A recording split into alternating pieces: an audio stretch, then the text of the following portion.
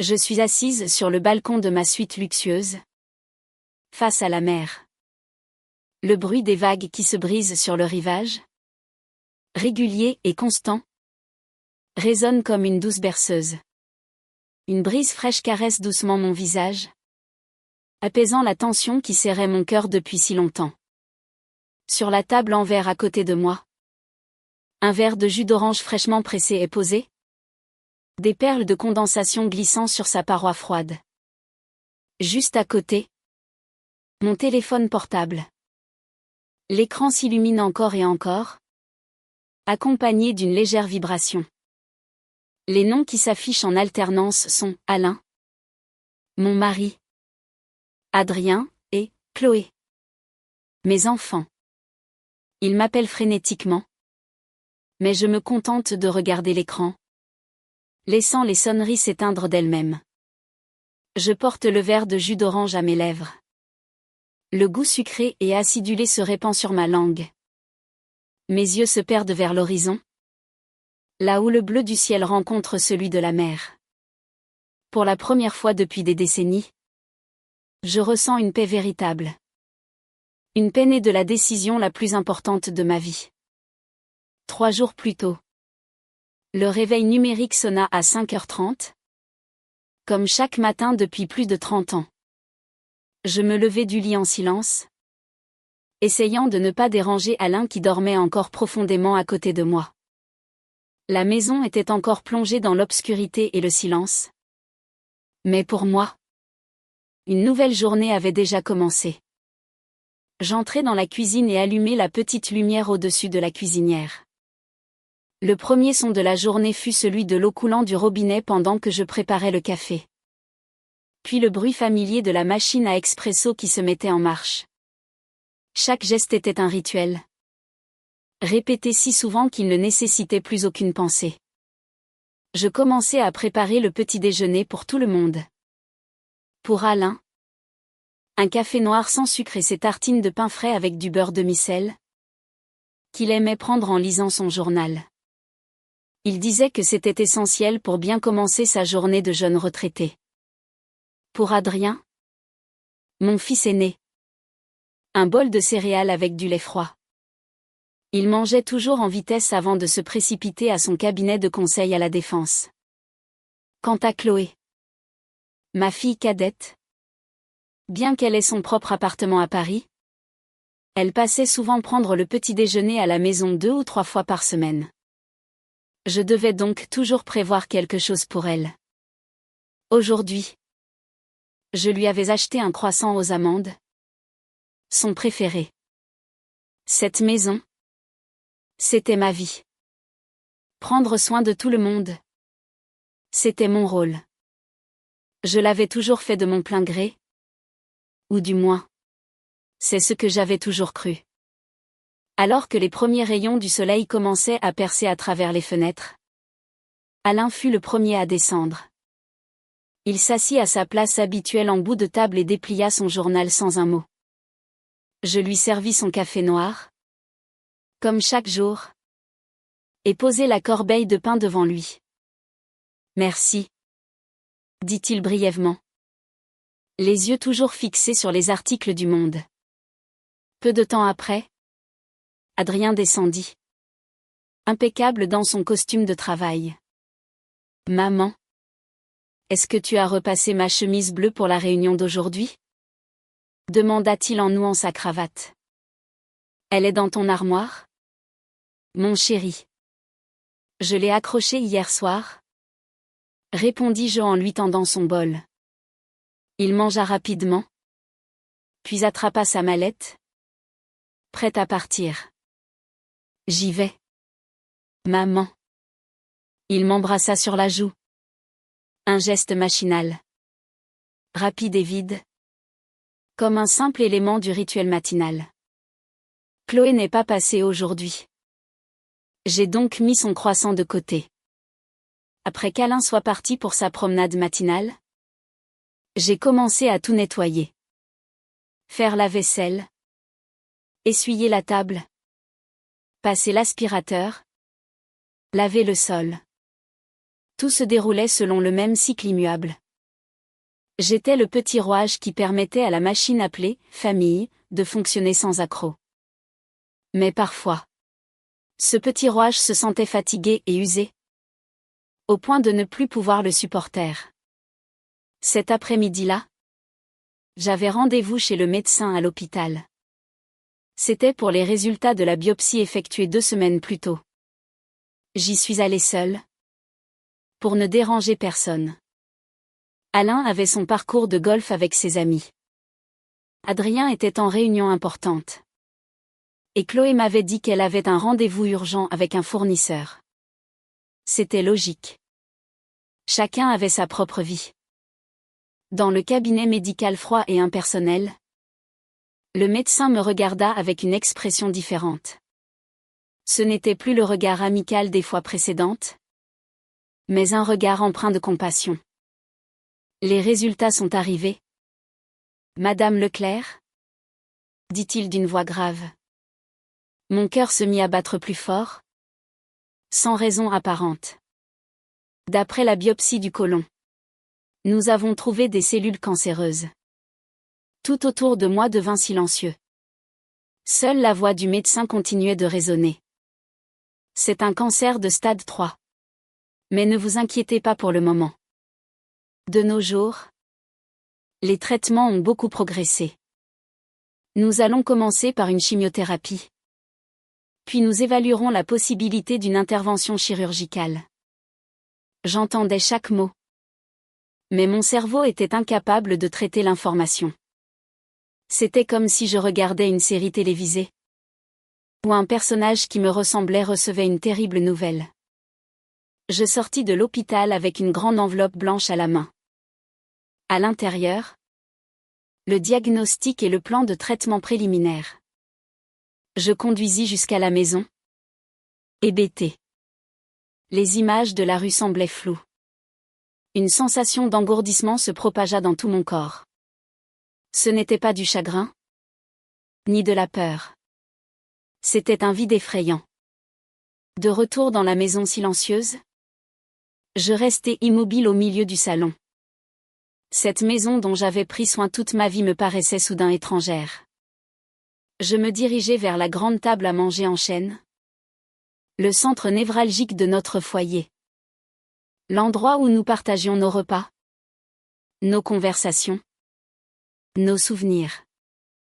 Lentement, je posai cette enveloppe blanche au beau milieu de la table, à un endroit où tout le monde serait obligé de la voir.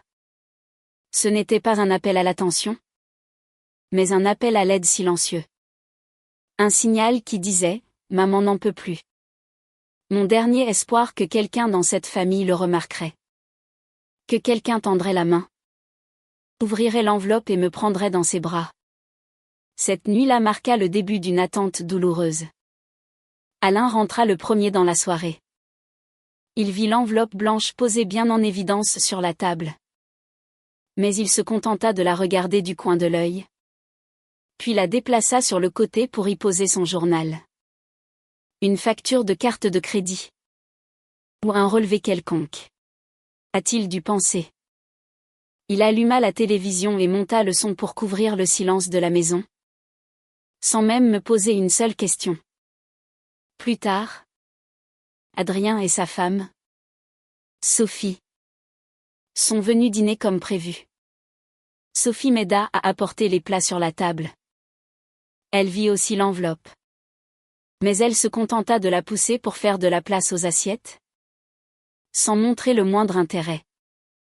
La conversation à table ce soir-là ne tourna qu'autour du travail d'Adrien, du voyage au Japon que Sophie voulait faire, et de sujets futiles dans lesquels je n'avais aucune place. J'écoutais en silence, me sentant comme un fantôme, bien que je sois assise là, parmi eux. L'enveloppe blanche reposait toujours sur la table, tel un monument à l'indifférence. Le deuxième jour passa lentement. L'espoir dans mon cœur commençait à faiblir.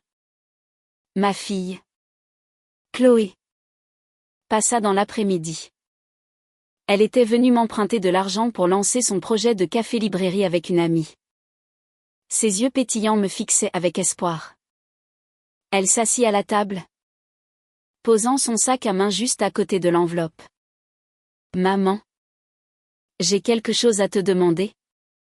Commença-t-elle d'une voix enjôleuse.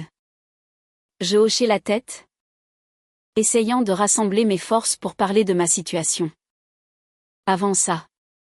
J'ai quelque chose d'important à te dire, dis-je d'une voix faible. Attends une seconde. Maman. Écoute mon projet d'abord. C'est vraiment très important. Elle m'interrompit aussitôt et se lança dans une longue description de son business plan. Pleine d'enthousiasme. Elle parla de ses rêves, de son avenir, de tout. Sauf de moi. Elle ne vit pas la douleur dans les yeux de sa mère. Finalement. Je finis par céder et lui fis le virement.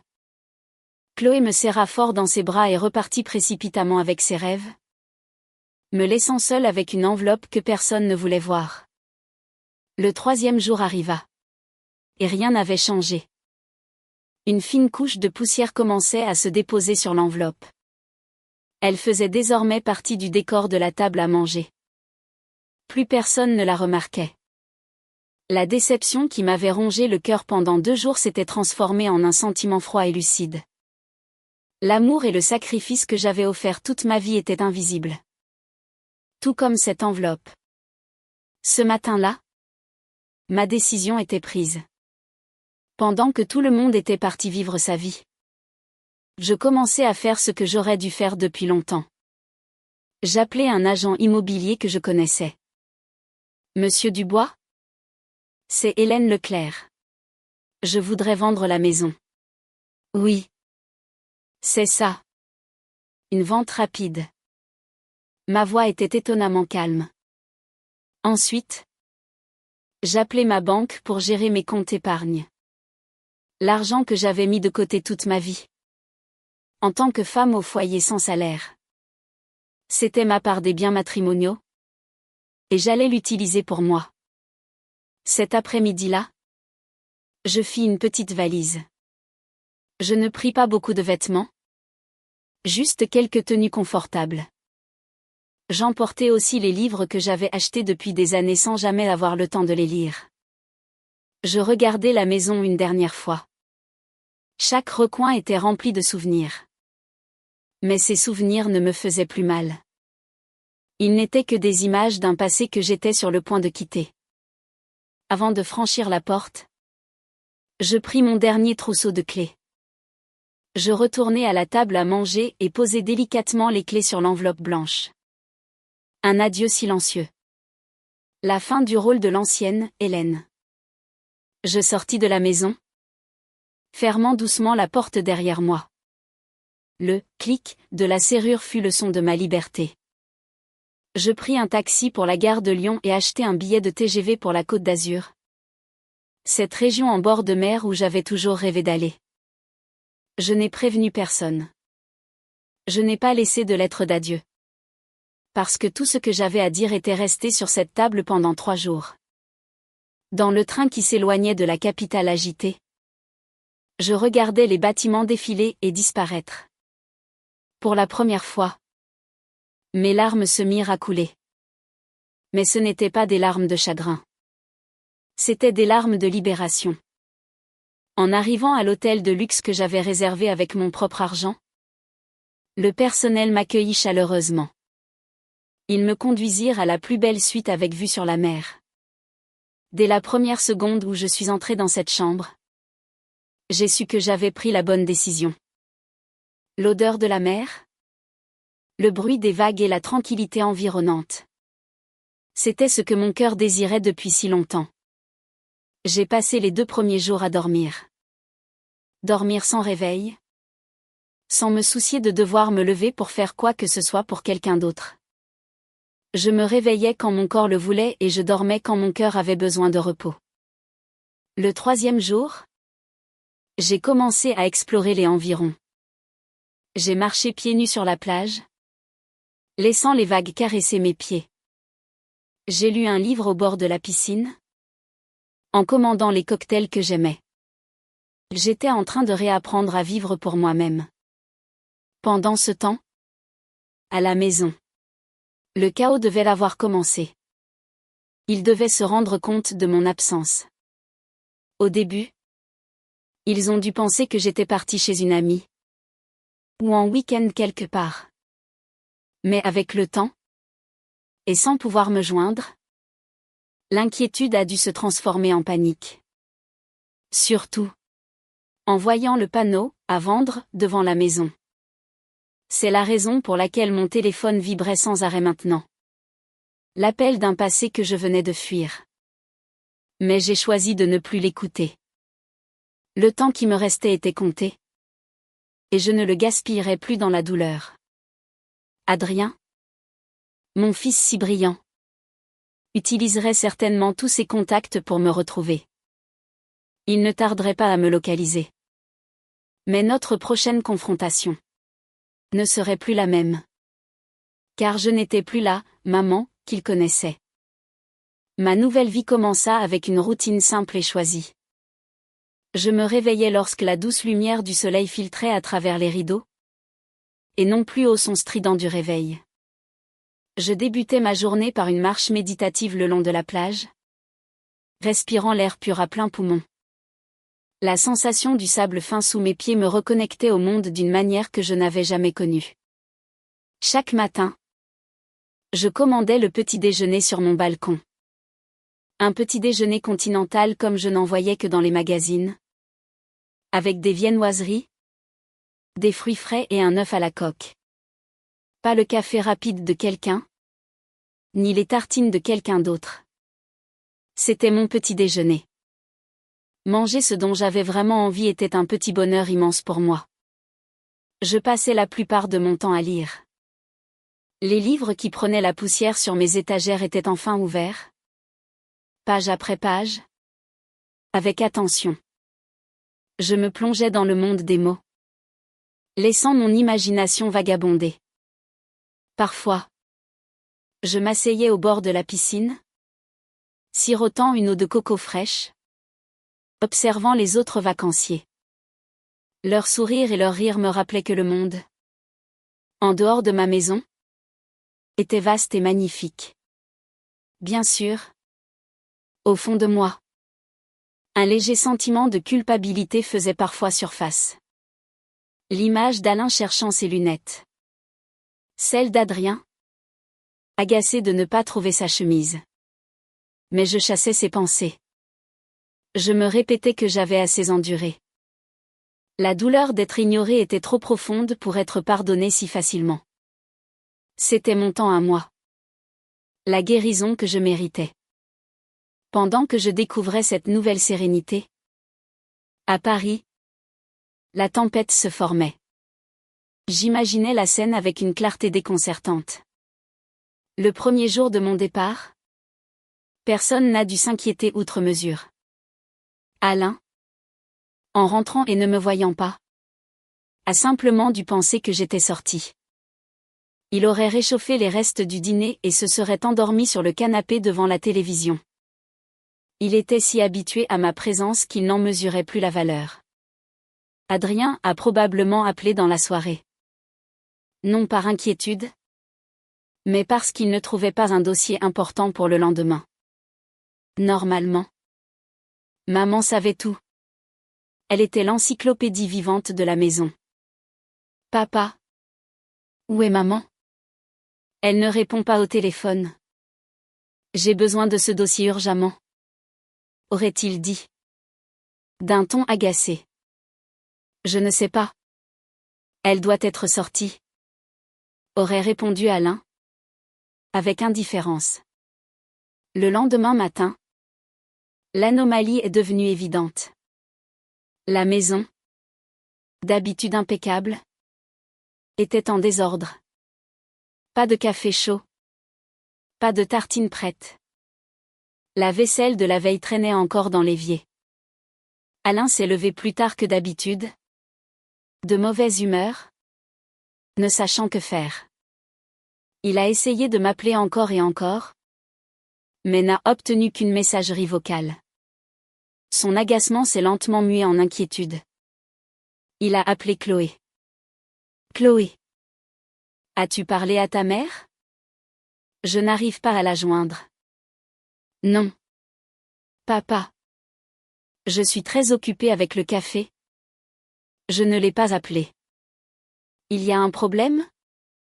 La voix de Chloé était encore légère. Ta mère a disparu. Je ne l'ai pas vue depuis hier. Je l'ai appelée 100 fois. Elle ne répond pas. Dit Alain. La voix tremblante. La peur remplaçait l'irritation. Sentant l'anomalie dans la voix de son père, Chloé appela immédiatement son frère. Adrien. Papa vient d'appeler. Maman a disparu. On ne peut pas la joindre. Quoi? Comment ça? Disparu? Elle n'a rien dit? Répondit Adrien, agacé d'être dérangé pendant une réunion. Je ne sais pas. La voix de papa n'était pas bonne. Essaie de l'appeler. Adrien raccrocha. Frustré. Mais il essaya tout de même. Sans réponse. Il pensa simplement que ma batterie était à plat. Maman et la technologie. Pensa-t-il avant de se replonger dans son travail. Le véritable chaos a commencé cet après-midi-là. Alain tournait en rond dans la maison vide et silencieuse. Ne sachant que faire, il sortit devant la maison, espérant me voir arroser les plantes, comme chaque jour. Et c'est là qu'il l'a vue. Une pancarte rouge vif, plantée sur la pelouse que j'entretenais avec tant de soin. En grosses lettres blanches, à vendre, suivi d'un numéro de téléphone. Le monde d'Alain s'arrêta de tourner. Son cœur se serra violemment. Cette maison, notre maison, était à vendre? Impossible. C'était une erreur. Tremblant, il appela ses enfants, sa voix brisée par la panique. Adrien. Chloé. Rentrez à la maison tout de suite. C'est grave. Le ton de leur père les fit tout abandonner pour rentrer immédiatement. En arrivant, ils trouvèrent leur père figé devant la maison, le regard vide fixé sur le panneau rouge. C'est quoi cette histoire? Papa? Qui a mis cette saleté ici? Hurla Adrien. C'est votre mère? Répondit Alain, d'une voix à peine audible. Ils entrèrent dans la maison. L'atmosphère était froide, sans vie. L'âme de la maison avait disparu. Furieux, Adrien se dirigea vers la table à manger et balaya la surface de la main. C'est alors que son regard fut attiré par deux objets au centre de la table. Une enveloppe blanche, visiblement posée là depuis plusieurs jours. Et dessus, un trousseau de clés familiers. Mes clés. Intrigué, un mauvais pressentiment l'envahit. Il écarta les clés et ouvrit l'enveloppe. Alain et Chloé s'approchèrent. Un instant plus tard, le visage d'Alain devint livide. Ses yeux s'écarquillèrent d'horreur. La feuille tremblait dans sa main. Un cancer, murmura-t-il. Le mot frappa ses enfants comme un coup de massue.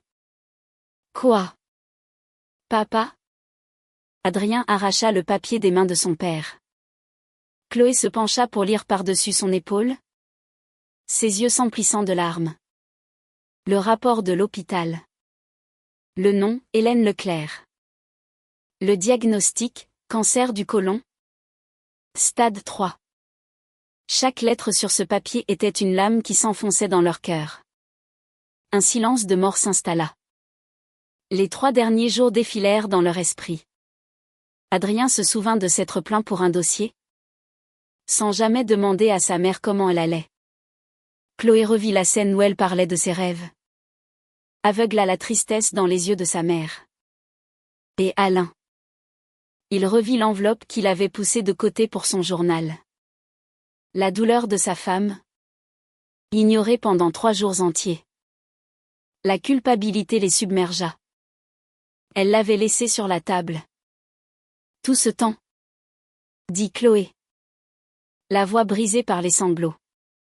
Et nous n'avons rien vu. Cette phrase souligna leur faute.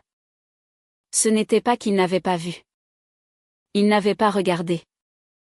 La colère d'Adrien contre sa mère se transforma en une rage contre lui-même. Je vais la retrouver, dit-il d'une voix déterminée. Avec son réseau, il savait que ce ne serait pas impossible. Il prit son téléphone.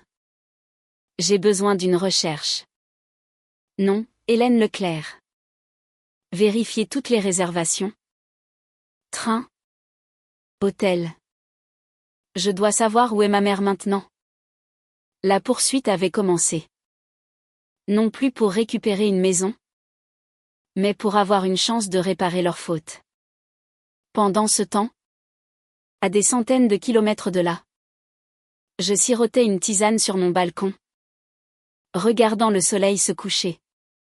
Je savais qu'il ne tarderait pas. Et j'étais prête à leur faire face. 2 jours s'écoulèrent. Paisible pour moi.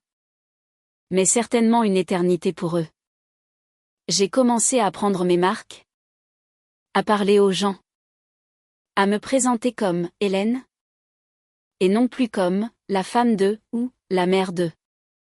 J'ai pris rendez-vous dans la meilleure clinique privée de la région. L'idée de combattre la maladie seule ne m'effrayait plus. La solitude était devenue une forme de liberté. Mais au 3e jour, ma tranquillité fut interrompue. Alors que je lisais près de la piscine, 3 ombres se projetèrent sur mon livre. Je levai les yeux.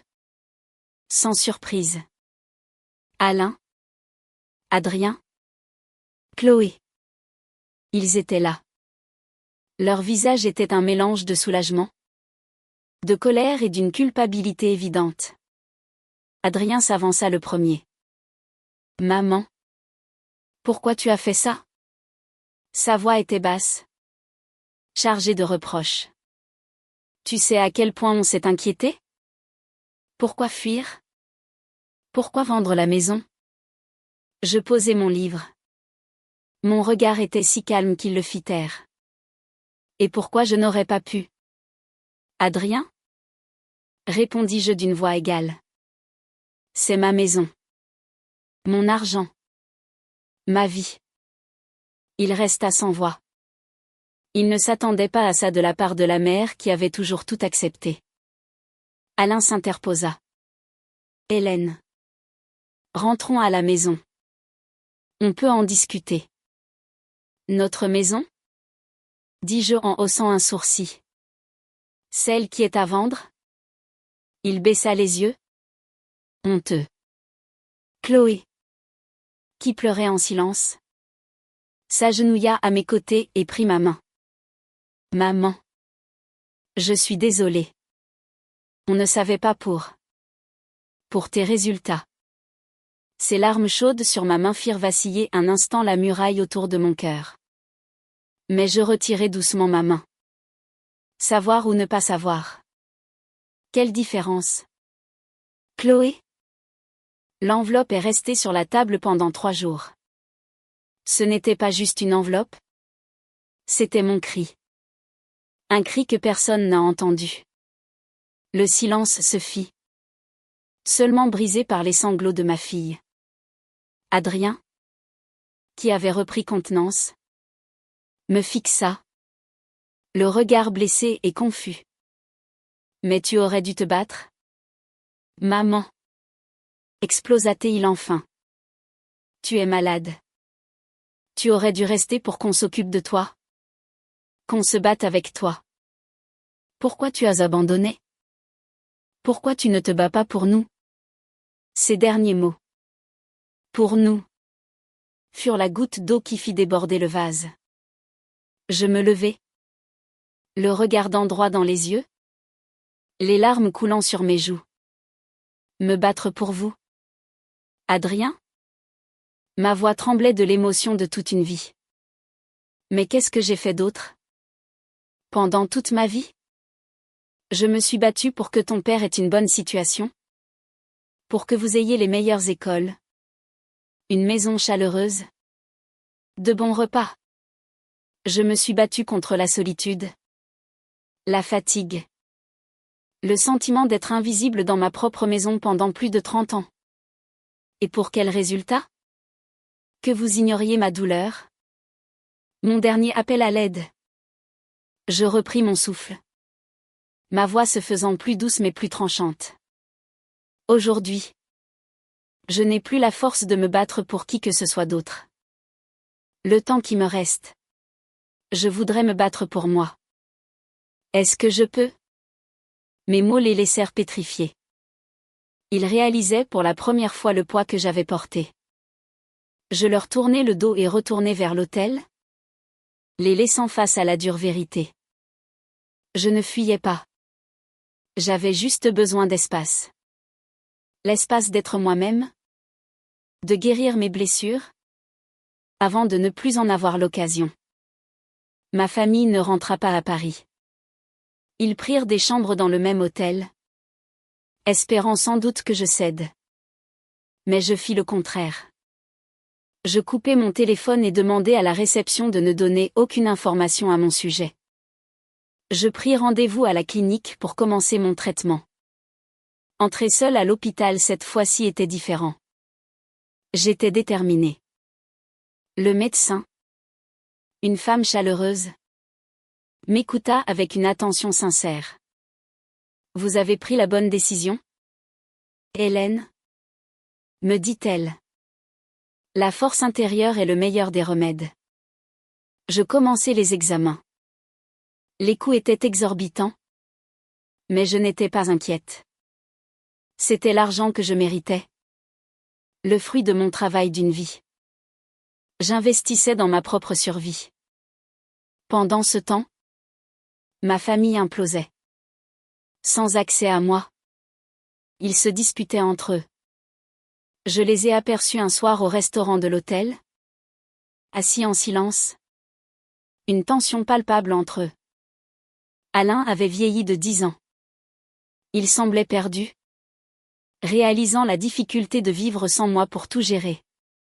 Le tournant arriva 2 jours plus tard. Je devais recevoir ma première séance de chimiothérapie. Je m'étais préparée au pire, nausées, fatigue, perte de cheveux. Dans la salle de traitement, j'étais seule, entourée d'autres patients, certains avec leur famille, d'autres non. Lentement, le liquide froid commença à couler dans mes veines. Après 1 heure, les nausées me prirent violemment. Le monde se mit à tourner. La solitude, que je pensais avoir surmontée, revint en force. Quand on est faible et qu'on souffre, être seul est terrifiant. Soudain, une douleur aiguë dans ma poitrine. Je ne pouvais plus respirer. J'essayais d'appeler à l'aide, mais mes membres ne répondaient plus.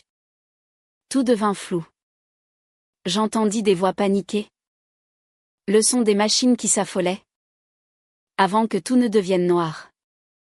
J'avais fait une réaction allergique sévère. L'hôpital appela le numéro d'urgence que j'avais laissé. Celui d'Adrien. C'était leur test final. L'épreuve qui allait montrer s'ils avaient vraiment appris quelque chose. Quand Adrien reçut l'appel, son monde s'effondra. Votre mère est en soins intensifs? Son état est critique. La colère? La maison? Tout devint insignifiant. Seule la vie de sa mère comptait. Ils se précipitèrent à l'hôpital, priant pour avoir une chance de dire « pardon ». Je me réveillai dans une chambre blanche et stérile. Au son régulier des moniteurs. Je tournai la tête. Ils étaient là. Alain. Adrien. Chloé. Assis sur un petit canapé. Leurs yeux fixés sur moi. Remplis d'une inquiétude sincère. Il n'y avait plus de colère. Seulement le regret et la peur de me perdre. Alain s'approcha. Son visage était creusé. Il toucha mon bras avec une main tremblante. Hélène. Sa voix se brisa. Je suis désolée. Pardon pour tout. De n'avoir jamais vu ta fatigue. De t'avoir ignoré. S'il te plaît. Ne me quitte pas. Les larmes de cet homme, toujours si fort, coulaient sur ses joues. Les miennes aussi. Chloé et Adrien s'approchèrent. Ma fille. Les yeux rouges. Serra mon autre main. Maman. Pardon. Je suis une si mauvaise fille. Adrien. Mon fils si fier. Baissa la tête. Maman. Je suis désolé. Dit-il enfin. J'ai été stupide. J'ai été égoïste. Je ne veux plus de la maison. Je ne veux rien. Je veux juste que tu ailles mieux. Cette fois. Les mots venaient du cœur. C'était ce que j'avais toujours attendu, qu'il me voie enfin. Je savais alors que ma fuite, si douloureuse soit-elle, avait été la bonne décision. Elle les avait réveillés. Après ça, tout changea. Ils se relayaient à mon chevet. Alain apprit à s'occuper de moi, me lisant le journal en s'arrêtant pour me demander si j'étais fatiguée. Adrien prit un long congé. Il ne se contentait plus d'être là. Il écoutait. Il me parlait, me faisait rire. Il devint mon confident. Chloé devint mon organisatrice personnelle, gérant les rendez-vous, les repas, chaque petit détail pour mon confort.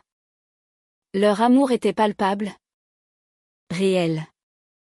La maison fut finalement vendue. Adrien me présenta les relevés de compte. C'est ton argent, maman.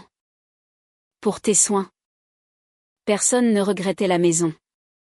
Ils avaient compris que le plus précieux n'était pas les murs, mais la personne qui y vivait. Mon traitement continua. Les séances de chimio étaient dures, mais je n'étais plus seule. Une main pour me frotter le dos, un bras pour me soutenir, un sourire pour m'encourager. Leur amour était mon meilleur médicament. Contre toute attente, mon corps répondit bien au traitement. Le médecin parla de miracle. Je savais que le vrai miracle, c'était l'amour de ma famille qui m'avait donné la force de me battre. Mes cheveux tombèrent. Un soir, alors que je me regardais dans le miroir, Alain entra avec une tondeuse. On sera deux, dit-il avec un sourire, avant de se raser la tête. Adrien et Chloé, en riant, firent de même. L'image de notre famille de crâne rasé, riant aux éclats dans une chambre d'hôpital, est l'un de mes plus beaux souvenirs. Je ne suis jamais retournée vivre dans la banlieue parisienne. Après ma sortie de l'hôpital, nous avons loué un appartement lumineux près de la mer. Un lieu calme et facile à vivre. Alain devint un parfait homme au foyer, disant qu'il voulait rattraper tout le temps perdu. Adrien changea son rythme de travail, privilégiant sa famille.